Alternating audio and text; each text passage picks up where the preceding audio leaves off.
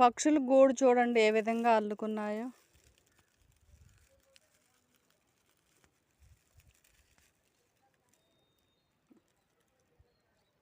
వర్షం వచ్చినా కూడా తడవకుండా అన్నమాట.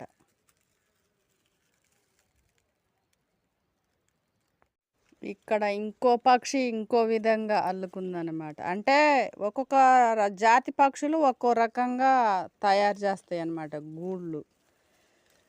చూడండి గుడ్లు పెట్టి పొదుగుతాయి ఇందులో. నిజానికి గుడ్లు ఉన్నప్పుడు మనం డిస్టర్బ్ చేయకూడదండి, మనకి పాపం తగులుద్దట. చూడండి ఎంత ముద్దుగా ఉందో, ముగ్గు బుట్ట ఉన్నట్టు ముద్దుగా ఉంది.